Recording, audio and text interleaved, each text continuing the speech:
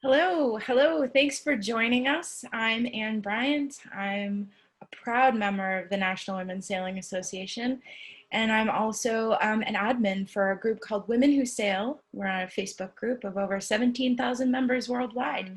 I do a lot of other boat things as well. Thank you so much for joining us tonight. Tonight, our theme is Reef, and when I heard that we'd be sharing stories about that as a story prompt, I started to think about what approach I'd take or what the word itself brings up for me. And being from Maine, where depth sounders go from about 10 feet to 50 feet in a matter of seconds when we're heading out of an anchorage, I immediately think of the sailing-related definition. It is a safety move, and it's a type of knot. It's a wise course of action. It's a way to tame a boat back to efficiency in a blow. But of course, it's also defined as a beautiful, biologically diverse and threatened biome, a thing to be avoided at all costs when it comes to anchors and keels. We have three speakers tonight, three storytellers, three captains, three strong women who are telling stories on the theme of reef. We're gonna go straight to Marie now. So Captain Marie Rogers is a woman who has pushed her endurance on land and by sea. This marathon runner is also a past Commodore of the Los Angeles Yacht Club. She crewed aboard a boat in the 50th Transpac, a 2,225-mile ocean race that goes from California to Hawaii. She didn't grow up sailing, but it's probably that fact that's made it so that she's inspired newcomers with her accomplishments and garnered respect in a very male, very white sport. In 2019 article from the Daily Breeze, Marie says, "I like endurance sports. I'm happy to be doing something endurance-based with a team. Pardon me. I love the water. I'm a licensed captain. I'm a sailing instructor. I'm one of the few females who really gets to get out offshore." After Marie's story, we're also gonna rope in Barb so that the two of them can talk about their reefing things, and I hope you add your questions to the Q&A. And we're lucky to have Marie bring us right into some of that offshore experience she talks about in the Transpac with us tonight. All right. Well, thank you. It's an honor to be in the company of so many interested women.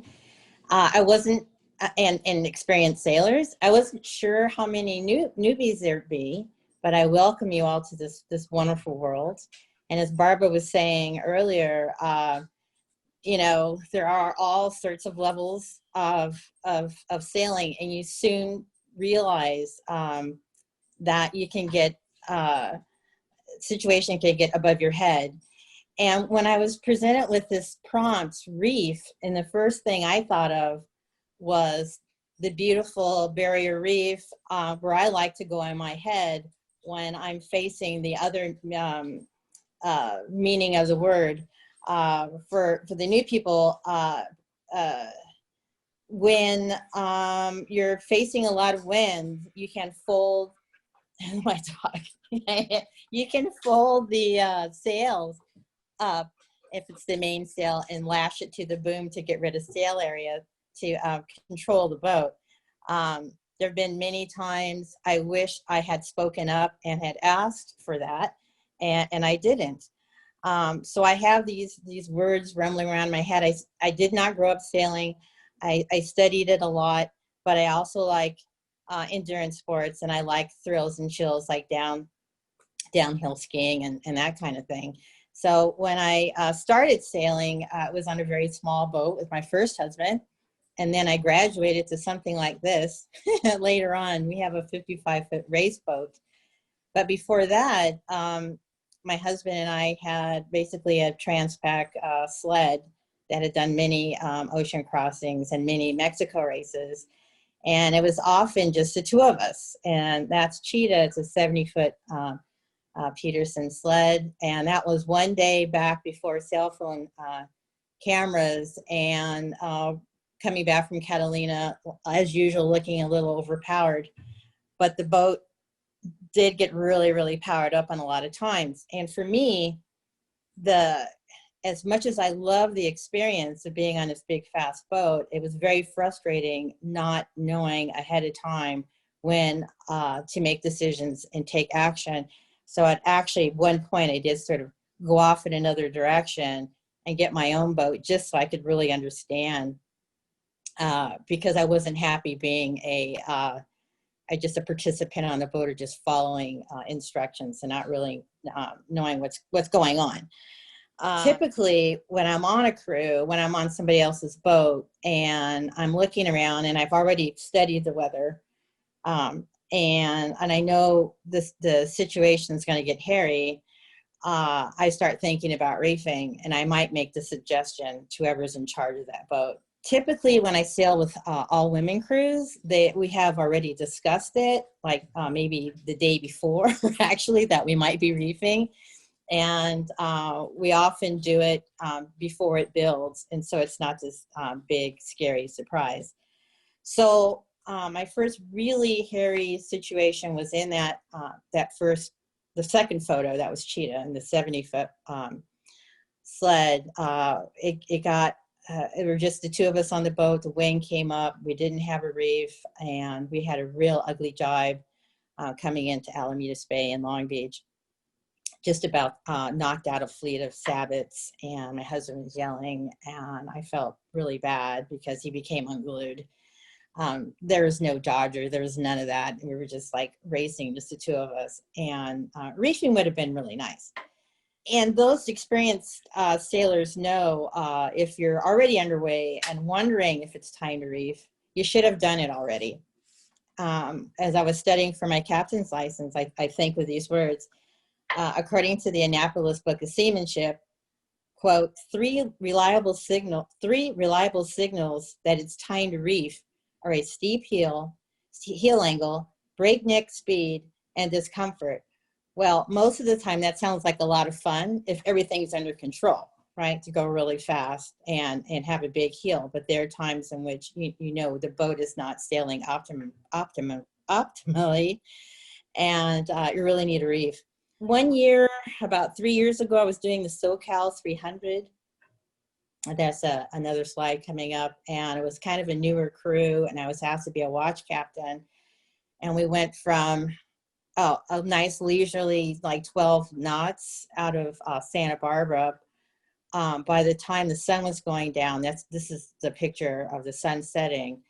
And the wind very quickly cranked up to 30, gusting to 33.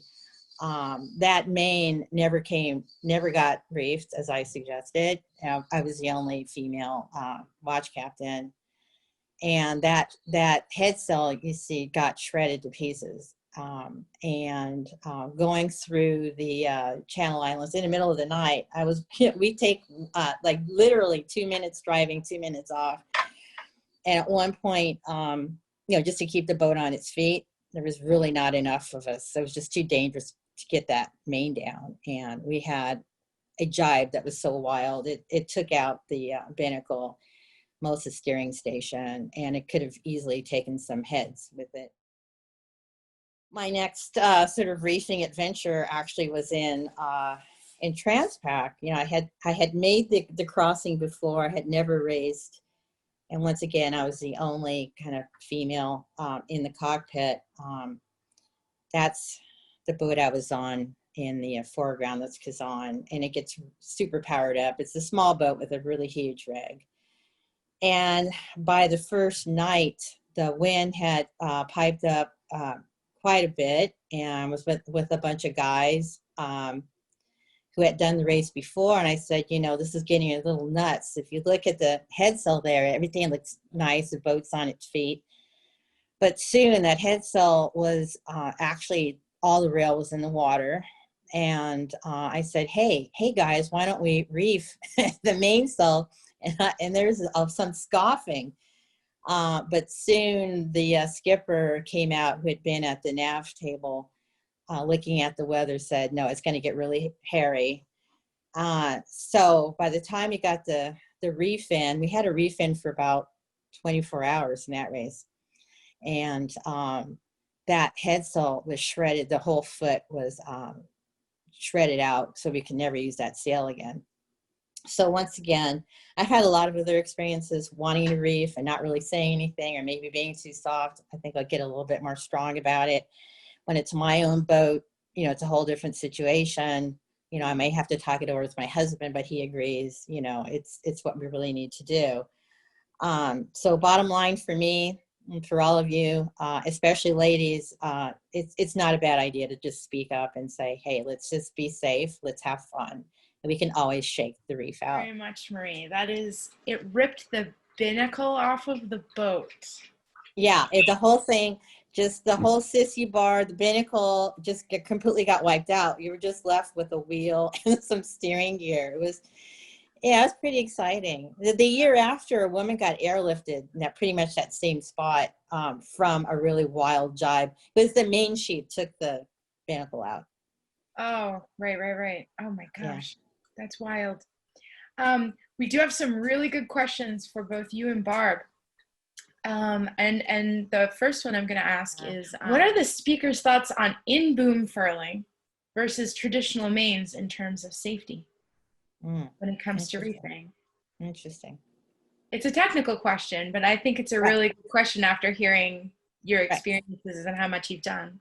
But so, Barb, you want to answer? I have an opinion, but let's let Barb go. Right. Yeah, I have not personally used the in-boom furling. There is a gentleman across from me who he and his girlfriend sail, I think it's a Catalina 36, by themselves. He loves it. He says it makes them go out even more than what they do. I am traditional. I have lazy jacks. I drop the main, I go up, I put the hook on, I tie the back in and I raise it. Would I use that? I think I'm getting too old for a lot of this stuff. My strength isn't what it used to be. So I'm seriously considering it. I may ask him to go out sailing sometime and use it before I do buy one, because I got a quote for like $3,500, but it looks, I don't want an in mast, but I think the in boom might be doable, because I am getting a little less agile on deck, I should say. So that's what I have to say about it. Yeah, and in boom is definitely one of those things where the sail shape stays really nice, even though the sail is made to come down, it's not made to go in. But Marie, what are your thoughts? I'm old-fashioned. I share Barb's opinion about that. I like there are fewer things to foul up if you do it soon enough, and it's real hands-on. You don't have anything that kind of disappears into part of the boat. I feel really uncomfortable with, like if it should get hung up in there somehow. My husband is a mechanical engineer, and I know we never have him on our boat, so I defer to him. But I just know it's like, yeah, you get a new car and it has electric windows. I'd rather have the hand crank, because I just rather have control. Now, on the other hand, I have been on boats with the in-mast, in-boom, and they're incredible. It's wonderful, but they're real cruisy boats. They've been in light conditions. But once again, like Barb says, maybe when I'm a little older, and I'm not going to do really aggressive sailing, maybe it's the way to go. Yep, if it extends the amount of time that you're able to be on the water, then maybe that's a good solution. You're not ready to go to a trawler yet, for instance. Jody asks, do you find men tend to resist reefing more than women? And I don't want to hang out, just asking. Yes, absolutely. I find that women are just better planners. We like to think ahead. We like to have control in the sense for safety, for our own safety, our family safety and whatnot. And guys are just like, It's more like, so you're saying that it's less so that there's like more of a risk aversion for women, and more the planning and not that men like to take more risks, but that women are better at planning for them. Generally speaking, in the men that I sailed with who are really experienced, I mean, like world-class yacht master type, they do tons of really expensive deliveries and whatnot. Like, they do all the right things. They do it ahead of time. And I'm not going to say any, but some really incredible people. They like all the fun and chills, but they don't want to wreck the boat. Right. I agree totally with Marie on that. The more experience, they want their boat to sail upright. They don't want to drag their rudder through the water sideways. But I'll tell you, the least experienced guys, they'll sit there and go, well, my son and his wife don't want to go out sailing with me anymore. And I said, well, what happened? And he tells me he rounds a light out there, he sheets it in and he beats. And I'm going, this is the first time the woman's ever been on the boat. and that she hated it, absolutely hated it. And I'm going, well, why did you do that? He goes, it was fun. I said, but you invited somebody onto your boat. It's all about them. It is all about that. It's all about that first positive experience. Yes. And so he ruined it. He ruined it for her. Oh, It is the inexperience. I agree with Marie on that. yeah. And then this is more of a comment. This will be our last one. This is more of a comment than a question. But Lauren says, Ala Nui Haha is no joke. And Barbara, it sounds like you guys planned really well, talked about it ahead of time, and then things ended up changing. Yeah, and, we didn't so have that element of the unknown. You're going into, right. you're cruising, you're doing that all the time. So my question is, do you feel like you responded and changed your plan in a good way, or that you're ready for it? Again, we should have started out with the Reef. It was an experience again. You know, I hadn't even been sailing a year. What we did to get across we had to cross it to get to the next island. It was midnight and we made sure there was no wind. And I think we ended up motor sailing across. So yes, we learned our lesson, and we didn't understand that those islands have the Venturi effect, where it's forced through and it increases considerably. So yes, we learned.